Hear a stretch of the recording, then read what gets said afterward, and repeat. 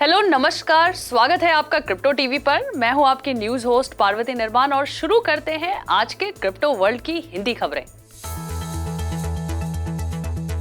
Biden पारित करेंगे कार्यकारी आदेश, क्रिप्टो और सैंक्शंस पर साधेंगे निशाना। इथेरियम एनएफटी प्लेटफॉर्म इम्यूटेबल ने जुटाए $200 मिलियन। स्टैनफोर्ड के रिसर्चर्स ने प्रिवेसी फोकस्ड एक्सप्रेसो के लिए $32 मिलियन जमा किए। यूक्रेन पर बढ़ते रूसी हमलों के बीच बिटकॉइन ने किया $39,000 से नीचे ट्रेड। एप्पल के को फाउंडर स्टीव वोजनियाक के मुताबिक बिटकॉइन है सबसे best crypto currency. Spanish lender ने कमोडिटी द्वारा टोकनाइज्ड लोन्स को किया launch. European union crypto regulation bill पर अगले हफ्ते होगी वोटिंग। मॉर्गन स्टैनली ने बढ़ाए जीबीटीसी के share. US president Joe Biden इस हफ्ते क्रिप्टो करेंसी से जुड़ा एक एग्जीक्यूटिव ऑर्डर साइन करेंगे, जो डिजिटल करेंसी के ट्रेड को रेगुलेट करने की दिशा में पहला कदम होगा। ये कदम तब आया है जब एडमिनिस्ट्रेशन के ऑफिशियल्स ने हाल के हफ्तों में रशिया के यूक्रेन पर हमले के जवाब में क्रशिंग सैंक्शंस के प्रभाव से बचने के लिए क्रिप्टो करेंसी के इस्तेमाल के बारे में चिंता जताई है। सैंक्शंस की वजह से रूबल में ऐतिहासिक गिरावट देखने को मिली है और देश के शेयर बाजार को बंद कर दिया गया है।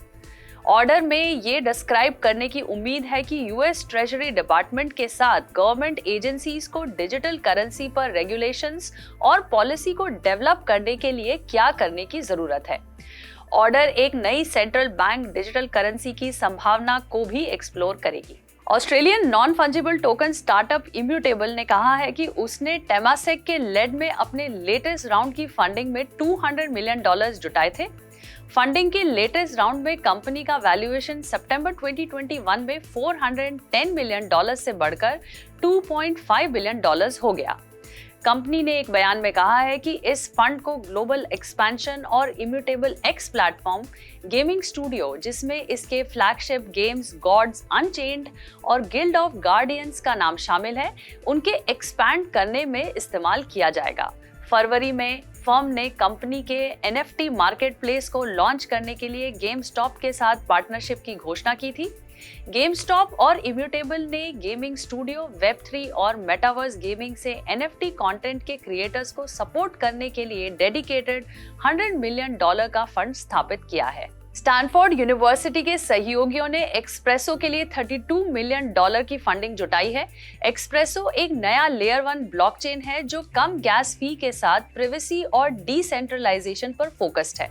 एक्सप्रेसो ट्रांजैक्शंस को एक प्रूफ में कंसोलिडेट करके ग्रेटर थ्रूपुट अचीव करने के लिए जीरो नॉलेज रोलअप्स का यूज करता है। एक्सप्रेसो को एक्सप्रेसो सिस्टम्स नाम की कंपनी ने क्रिएट किया है, जिसके 4 को-फाउंडर्स हैं। लेटेस्ट फंडिंग राउंड का नेतृत्व ग्रेलॉक पार्टनर्स और इलेक्ट्रिकल कैपिटल ने किया था, जिसमें सेक्वोया कैपिटल, ब्लॉकचेन कैपिटल और स्लो वेंचर्स ने पार्टिसिपेट किया था। इस फंडिंग का उपयोग टीम को रिसर्च, बिल्डिंग, इंफ्रास्ट्रक्चर और प्रोडक्ट्स को इम्प्लीमेंट करने के लिए नेसेसरी रिसोर्सेज प्रोवाइड करने के लिए किया जाएगा, ताकि वेब3 को ब्रॉड अडॉप्शन के लिए रेडी किया जा सके। रशिया और यूक्रेन के बीच विफल बातचीत की वजह से हमले तेज हो गए हैं, जिसकी वजह से बिटकॉइन को लगातार तीसरे दिन गिरावट का सामना करना पड़ा है। रशिया द्वारा नॉन मिलिट्री टारगेट्स को निशाना बनाने की वजह से यूक्रेनियन के सिविलियन कैजुअल्टीज की संख्या में बढ़ोतरी हुई है। दरअसल मैरिउपोल के ब्लैक सी पोर्ट और दूसरे मेजर यूक्रेन सिटीज के नागरिकों के लिए सुरक्षित मार्ग के लिए यूक्रेन और रशिया के बीच बातचीत विफल रही। इन सब के बीच इन्वेस्टर्स बढ़ रहे एनर्जी की कीमतों से चिंतित हैं, जो पिछले कुछ महीनों में पहले ही काफी बढ़े हैं और जिनकी वजह से इन्फ्लेशनरी का काफी दबाव है। ऐसे में बिटकॉइन को पिछले 24 घंटों में हल्की गिरावट के साथ $38,350 पर ट्रेड करते हुए देखा गया था, जबकि इथेरियम 1% की गिरावट के साथ $2,500 पर था। वहीं ज्यादातर मेजर क्रिप्टोज में भी गिरावट देखने को मिली।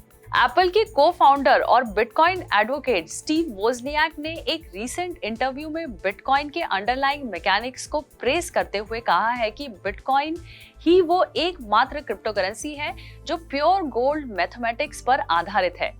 हालांकि वोजनियाक एनएफटीज और वाइडर क्रिप्टो करेंसी स्पेस को लेकर इतने उत्साहित नहीं हैं, क्योंकि उनके मुताबिक इस स्पेस में ज्यादातर एसेट्स सिर्फ हाइप से अपने वैल्यूएशन डिराइव करते हैं और ओवर सैचुरेटेड मार्केट में ऐसे एसेट्स अक्सर इन्वेस्टर्स को रिप ऑफ करते हैं। वोजनियाक के टीवी शो यूनिकॉर्न हंटर्स ने फरवरी में dividend paying unicorn crypto currency launch की है। वोजनियाक इस शो में एज अ पैनलिस्ट सर्व करते हैं। लास्ट मई में ये शो अमेज़न प्राइम पर स्टार्ट हुआ था।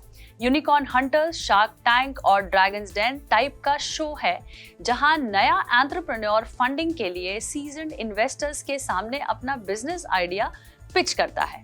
स्पेनिश बैंकिंग मल्टीनेशनल सेंटेंडा ने अर्जेंटीना में एक agriculture commodities tokenised platform agro token से हाथ मिलाया है, जिसके जरिए वो टोकनाइज्ड कमोडिटीज के साथ लोन की पेशकश कर रहा है।